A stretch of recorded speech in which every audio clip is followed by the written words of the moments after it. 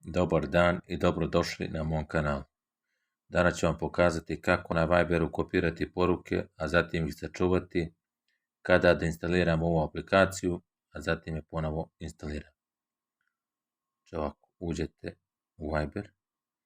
Evo vidite, ja imam 2 ćaskanja porukama koja trebam da sačuvam. Znači, uđete u ove 3 točkice sa strane, a zatim u podešavanje, da u nalog. Zatim treba da uđete u prvo izrada rezane kopije Viber. Tu kliknete. Treba da odaberete Google nalog za rezanu kopiju koja ćete napraviti preko Google diska. Kliknete zatim na ovo napravi rezanu kopiju i ona će se odmah automatski i onda se to kopirati. Izrada rezane kopije je završena. Evo vidite sam. Izađete iz ovoga. Zatim uđete, zadržite na Viber, kliknete, pa onda o aplikaciji, dolje, deinstalirajte sada, deinstaliranje će ukloniti sve podatke u aplikaciji. Potvrdite i vidite automatski aplikacija Viber je nestala. Zatim uđete u Google Play prodavnicu. Evo vidite sami, znači kad to ukucate Viber aplikaciju, onda kliknete na ovo instalira. Sad čekate da se Viber instalira, a zatim nakon toga ćemo otvoriti.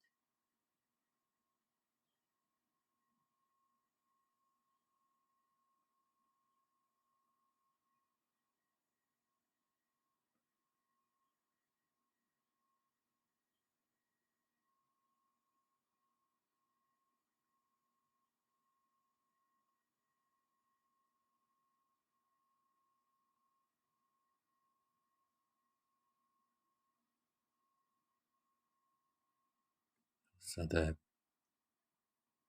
instalirana. Treba da prođe kroz bezbednosne testove. Zatim sada možemo da otvorimo. Pisat će vam dobrodošli u Viber. Zatim kliknete na ovo počni sada. Zatim tražit će vam vaš broj telefona koji je na Google nalog Vibera, da ga potvrdite, a onda će vam pisati želite da dozvolite da Viber pristupa kontaktima. Dozvoli. Želite li da dozvolite da Viber pristupa evidencijama poziva na telefonu? Dozvoli.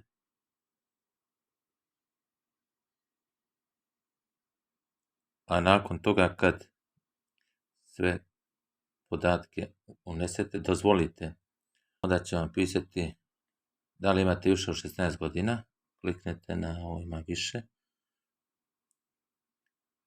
a zatim da iskopirane poruke vratite odmah ili preskočite, vi kliknete na ovo vrati odmah.